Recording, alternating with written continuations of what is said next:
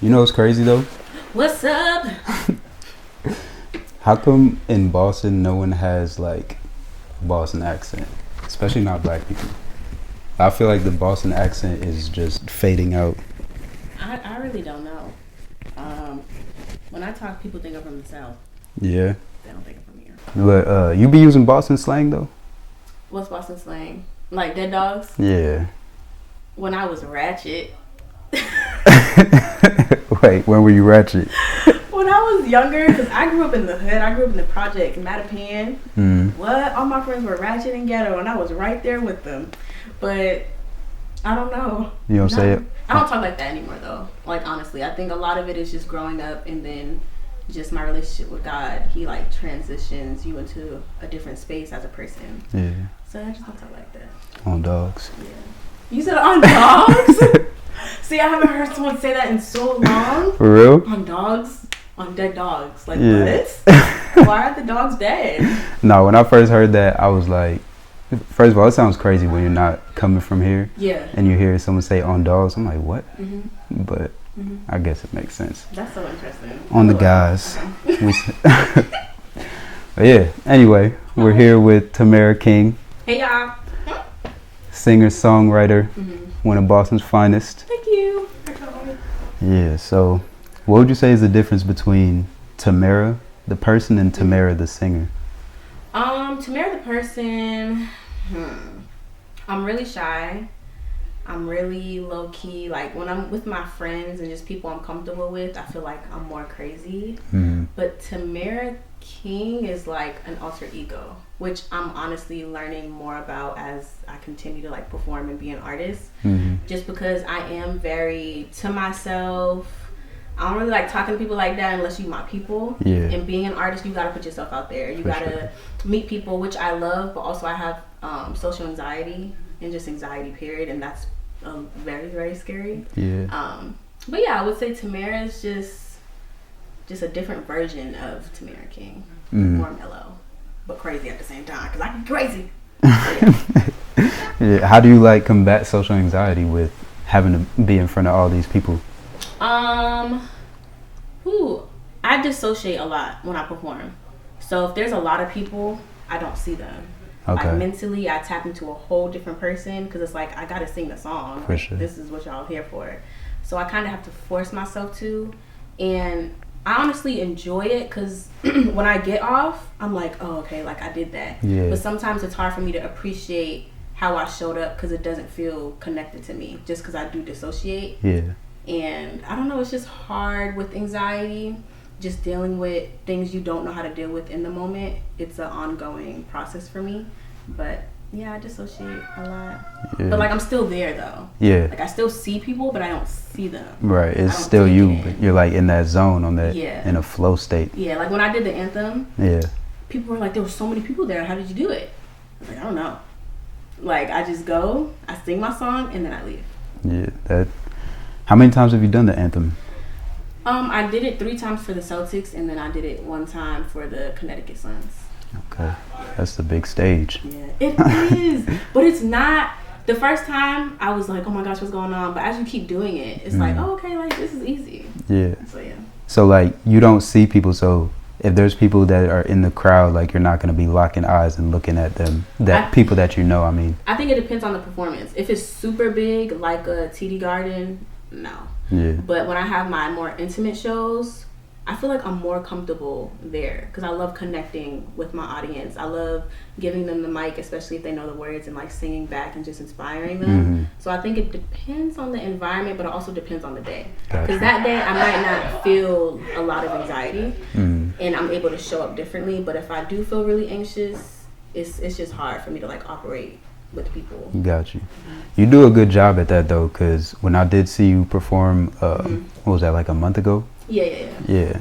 I definitely wouldn't have been able to tell that you have social anxiety. Oh, literally, before that performance, I was so nervous. Really? Yes. And my friend's like, oh my gosh, it's going to be fun. I'm like, I know, but I'm just freaking out. Like, I don't know. It's just, I don't want to say intimidating, but you go on stage and people are looking at you. Yeah. And I love it, and I feel like I'm growing more comfortable to do that. But when you deal with anxiety just in general, It's just hard. You feel like people are like really looking at you. Yeah. It's like analyzing you, and I don't like that. Yeah, I never would have known. You had the great crowd control, real captivating. Thank you. Shout out to God. I feel like that has a huge part to do with it as well. I feel like music and inspiring people and making people feel good is a part of my purpose, and I think God has allowed me to be in position to fulfill that despite whatever I deal with outside of like being an artist. Because if it wasn't for God, I wouldn't even be able to do like this girl to that girl, because I don't really like talking for real, like especially people just like listening to you. I don't know, I'm just like, oh, are you criticizing me, da, da, da. But it's like, girl, anybody got time for that? You still just gotta show up. So, yeah. So this girl to that girl, what is that? Actually, first, what is this girl to that girl? This girl to that girl. So one time I was talking to my manager, and I was like, I feel like people don't know my personality. They don't know me. They just know I sing, I perform. And I wanted this girl to that girl to resemble just who I am as a person. Just the advice I give it in real life with my friends or family. And just putting that on a platform to inspire other women. And I think my brand is centered around just like youth and just woman empowerment, no matter what age. There's people that are like 50 and they're like, oh, you inspire me. And then there's people that are like, I don't know, 10 and they look up to me. So this girl to that girl is just showing people who I am and just giving back to people, whether it is through talking or giving advice and stuff, because I'm bigger than just music. So, that's dope. And I think that age definitely doesn't shouldn't put a cap on who can give the advice. Like, you're right, but I think at first though it could be intimidating, because a lot of the rooms I used to be in, I was the youngest. So it's like, y'all not gonna take me seriously, and I kind of had to get over that. But I think once you're anointed by God and like God gives you permission to do things, you don't need like the approval of other people.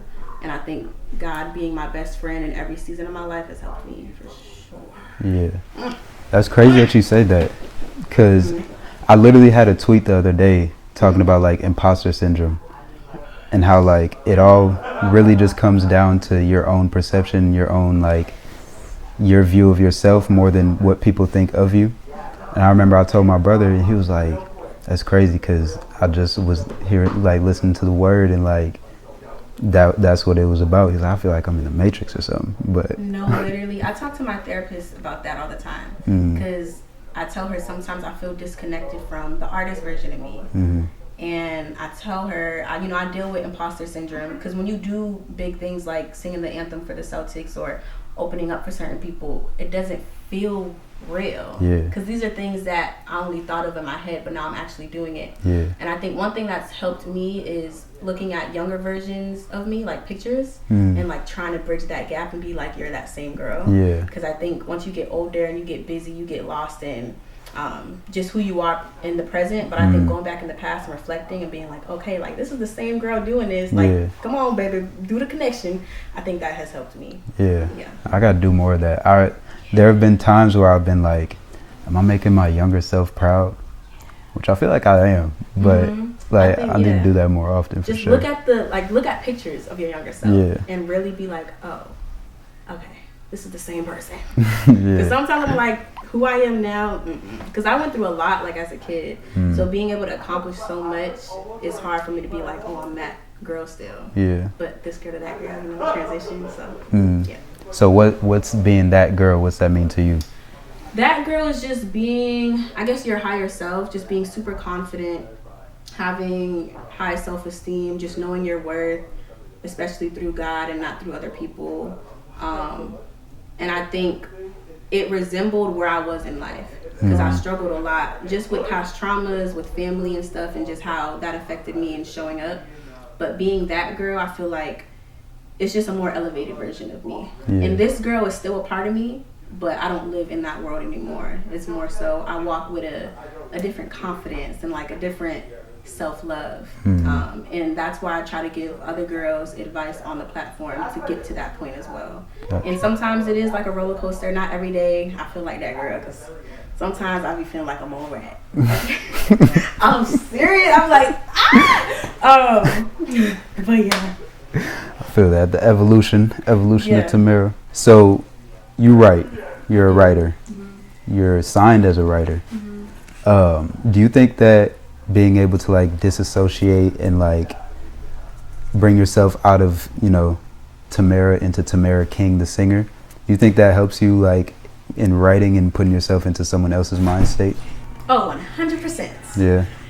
Especially because when I was working with a music publishing company in LA, Primary Wave, they sent me demos for like Lotto.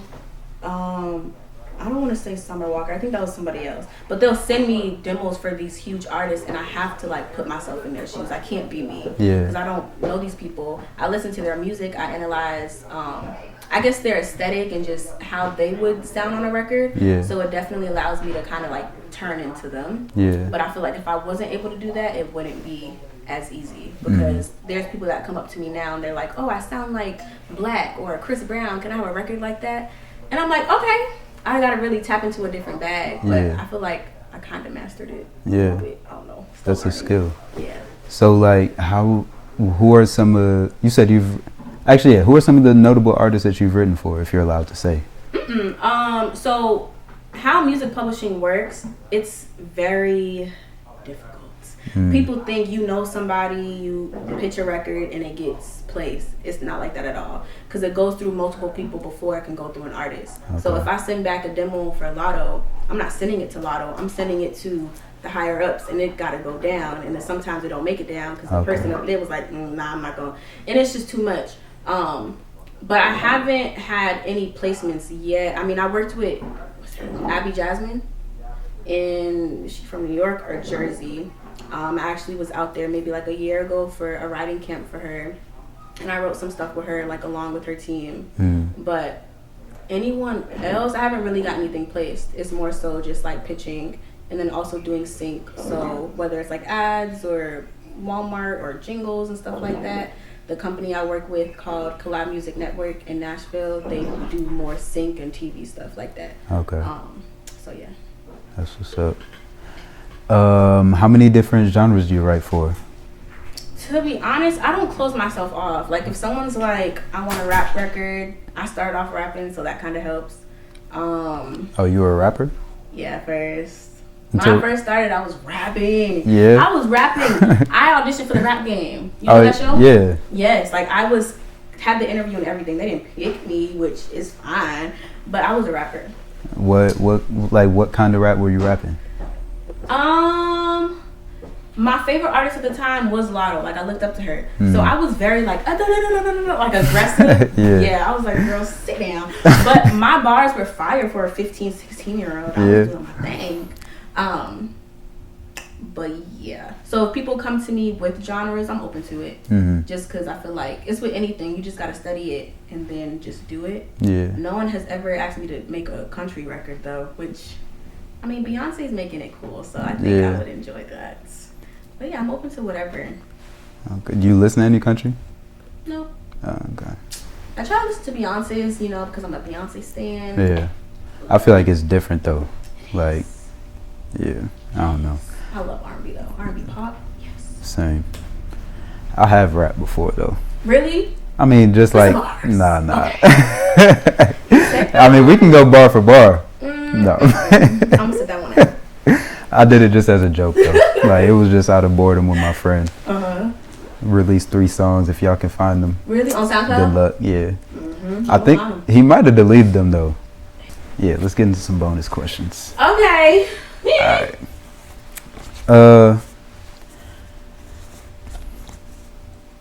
Do you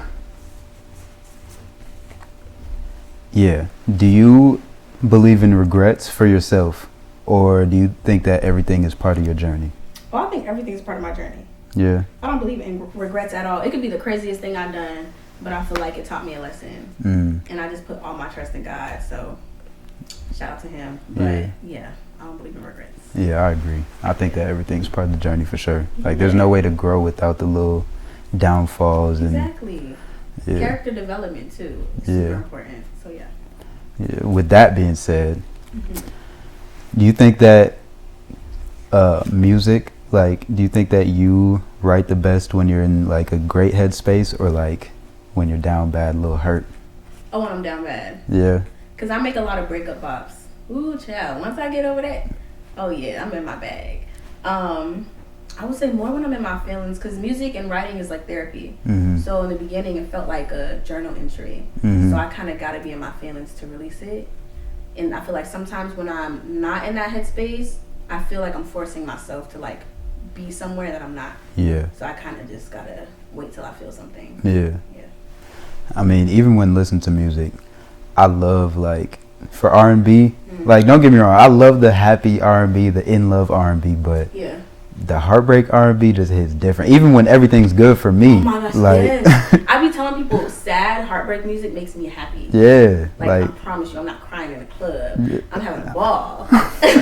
you never cried in the club? No. I think people cry in the club about me, but I don't cry in the club about people. No, baby. Yeah, no, that. It's Have like, you cried in the club?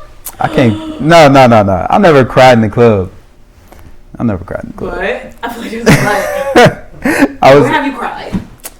It's usually like if I'm alone or something. Like. Okay. But not in the club. Nah. But I remember one time I was telling a story fresh off a breakup. And I was like, hold on. Then I was like, all right. Oh my heart. Oh. I'm dead. Okay. But speaking of heartbreak, Mm-hmm. you think it's possible to love someone and not like them? Yup. Just had this conversation. Thank you Did for bringing it up. I think it is two different things.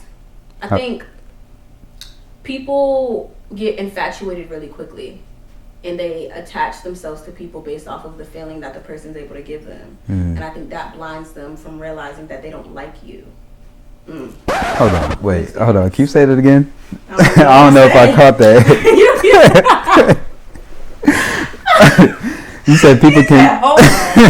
I think in the beginning, Yeah. like when you meet someone, you're very infatuated with that person. Yeah. Like the vibe is good, the memories are good, Yeah. or the times that you're sharing, the feeling is kind of what blinds you from realizing that you might not like that person. So once that honeymoon phase ends and you start to see the person for them, you're like, oh, I don't like you. But I think I've definitely been in situations where I probably love something, and just even outside of people, where you just love something based off of how it's making you feel. But then when that feeling goes away, it's like, I actually don't like doing that, or I don't like being here, or I don't like you. Yeah. But like, so you're not, in that case, you love them, but you're not in love with them, right? Because like when you love someone, right? Yeah. Like, you know, I love my family. I'm not like infatuated with my family, but like, you know, you care deeply. You want to know what's going on with them. You want to always know that they're good. You know, so it's like, okay, I care about you, but it's not like my heart's not calling out for you. You know. Well, then, yeah, I would say more so of the love than like in love. But I think with family, because I don't want to say no names. So hold on, let me watch what I say. There's definitely people I know who I love, but I don't like. Like, I don't like your character. I don't like how you speak to me or you speak to other people, but I care for you. Yeah. And I love you, but I don't like you. So I don't know. It's complicated. I feel like it also depends on the person and stuff like that. So yeah, I don't know. You ever been with someone that you loved but didn't like?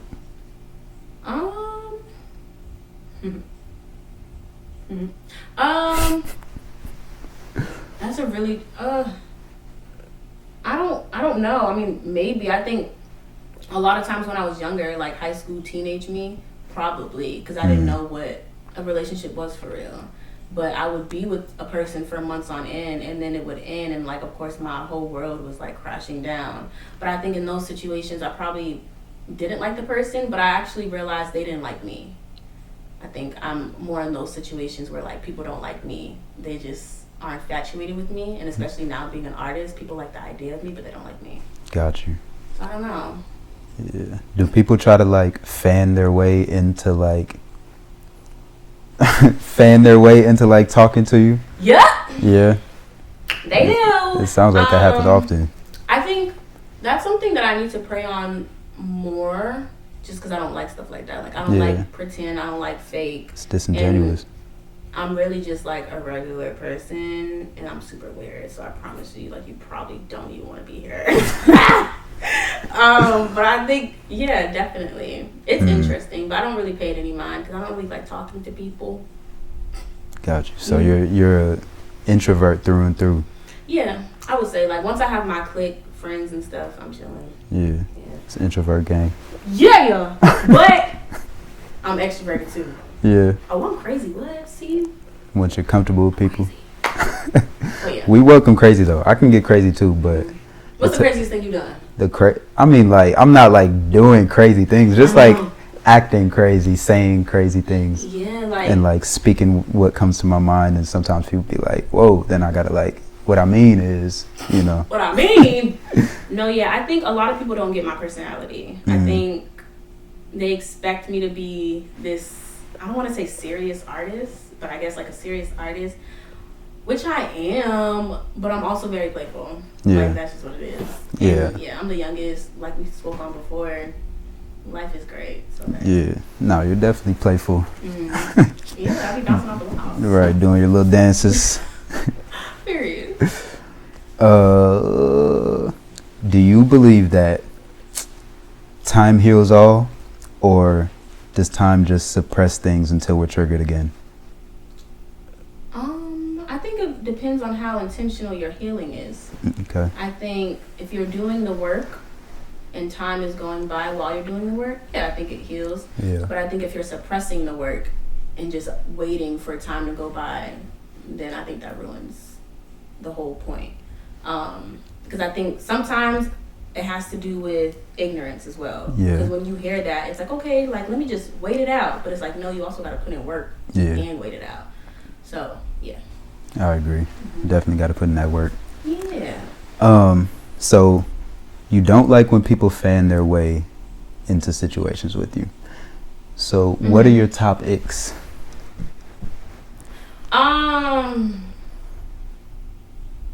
When people keep texting me and texting me and texting me. What, like double without texting you? And like, even in like my DMs and stuff, if they keep, hitting me up, I don't like that. Yeah. Because I really, also, I don't like attention. Like, on my Instagram stories, you can't even slide up, you can't comment. I try to like avoid everything because I just don't be with it. But I would say when people are just too persistent, it's an ick. I would say another ick. I haven't really thought about this. People who swear. Oh man. Oh my gosh, I hate it. I just had this conversation with someone the other day, and I was like, "You swear a lot." He was like, "What does that mean?" I was like, "You swear a lot." He goes, "Oh, I've never heard that before." I don't know. I feel like it just hurts my ears. So people who swear a lot, oh Jesus. But my friends do it. But I'll check them like in the moment, and they know not to swear around me. Or if they do, they're like, "Oh, I'm sorry," which I actually really appreciate. So thank you guys so much. I really do. People who swear, people who are too persistent. Another one of my icks. Were we swearing too much? Because we were letting them fly a little bit. Yeah. I was actually going to ask her. I was going to be like, you don't mind if we swear, right? Then I just didn't. I noticed it. Because my ears are really sensitive. And like, but in my music though, like I'll swear, but I don't talk like that. Yeah. So yeah, I think honestly now that's probably one of my biggest icks, which is weird because it's never been an ick of mine. I would say someone who stinks. That is an ick. Put some deodorant on, put some perfume, some cologne on, something.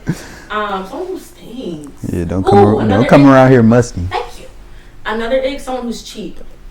Listen, man, I'm not rich. Okay. But I like to spend some money, and I like food, and I just don't like being around people who are cheap. So what's cheap to you? Just cheap, like, they raised the prices 50 cents. I can't do that. Or like, Like tripping over a few dollars, or tripping over a meal, or tripping over a flight. All of the above. I think those are so different, though. I know. I think it depends on the circumstance. Like, I don't know, because I don't really live a expensive life. I just like to be comfortable. So no, I don't want to take Spirit because it's cheaper. I want to get on Delta. Facts. Shout out Delta. I don't want to stay at a motel because it smells like cigarettes. Yeah. Put me in a better hotel. Just like, just lifestyle. That's normal things, though. I don't think that's but like... people be like, oh, let's hop on Spirit. No, I'm not trying to hop on Spirit. Looking to cut every corner. Yeah. Yeah. Man. That's valid. Yeah, that is so funny. Because some people think cheap is like, oh, I won't pay for your whole life. I won't pay your rent, for example. Oh, no, baby, yeah, I can pay my rent. I can pay for it myself. I don't think it's that. I just think I definitely have been in situations where, this is the whole 50-50 conversation, so I don't know if we want to get into that. But I've definitely been... See, you say that and... Alright, go ahead. I've been in situations where it felt like I had to pull more weight financially. Mm-hmm. But then again, like, I'm not tripping because I was super young and, like, we're all young. But I think as I'm getting older, I'm starting to think more about stuff like that. Yeah. So, yeah, I don't know. I feel like that's such a young thing. Like, the girl will be pulling more weight. Why is that? I don't know why that is. Ooh. Like, do we just not figure it out early? Like... That's a good question. Y'all need another job. Another? We need one first. Well, you need a job. That pays consistently and you are on payroll. Facts. I think we can start there. I feel you. Damn. So you're not with Struggle Love? What? You're not with Struggle Love, forking together the dimes and nickels to make it work for your queen? If God says that you are my husband, I believe, yes, we will go through seasons of struggle. Mm-hmm. But if you are not my husband, I'm not struggling with you. I could be by myself. Yeah. And be fine. Facts. But I think, like, you go through seasons with people. I'm not going to meet someone and be like, okay, we about to, like, date and stuff if I already see you're struggling. That's not my role. Yeah. You got to come put together. Facts. But, yeah, like, you definitely go through seasons, and that's okay. Facts. To all the men out there, though. Mm-hmm. If you don't have a job, if you don't have a job, you shouldn't be focused on dating. Get your life together, because trying to do all that dating stuff, you're just gonna drain all your funds, and you need your funds to live. Like, how you can help her if you can't even help yourself? And that's okay, just pray. Just pray. Facts. Pray on it. Get on Indeed, LinkedIn, all that. Oh yeah, but no, honestly, finding a job now is hard. No, it is. Oh my goodness. It definitely is. God bless everyone, seriously. In fact, shout out to everybody that's employed, because you're blessed. Yeah, oh amen, hallelujah. Mm-hmm.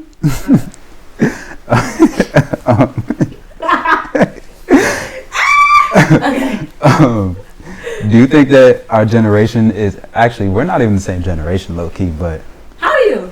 I'm 27. Okay. But I'm a millennial by 13 minutes. So New Year's Eve, baby. Okay. Yeah, Capricorn, big cap. Big cap. You're a Capricorn. Yeah. I don't know what's that supposed to mean. Nothing. You got beef with Capricorns? I just run. You run what? How do I word this? I just not run. I come across a lot of Capricorns. And what happens?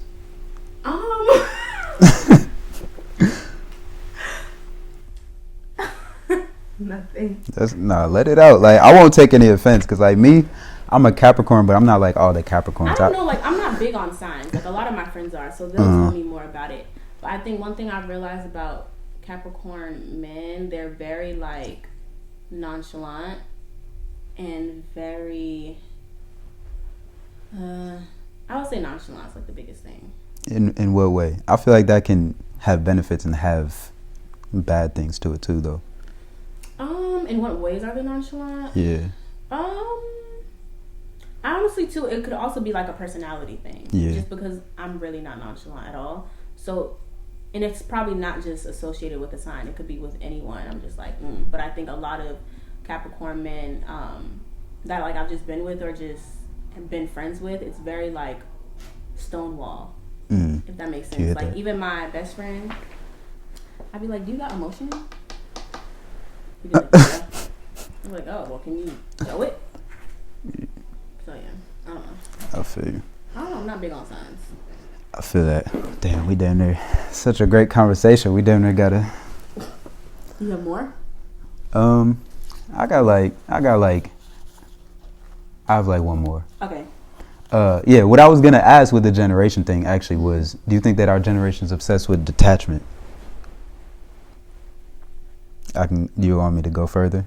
Yeah, that's a good question though. But yeah, go further. Because like I feel like with all these dating apps, all the social media, it always looks like the next person's always right there. So you might not cherish or value the person that's right in front of you when this person like is better and not better, but like is better for you than the person that you don't even know. You just see what they're presenting to you, you know. So you're like, I'll get out of here and get to the next one. Yeah.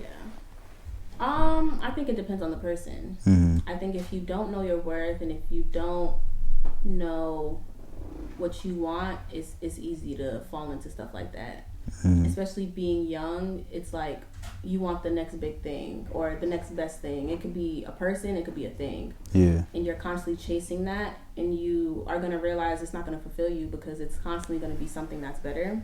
But I think if you're rooted in yourself and just confident in that, you will be able to cherish like the people in your circle, even like the person you're in a relationship with.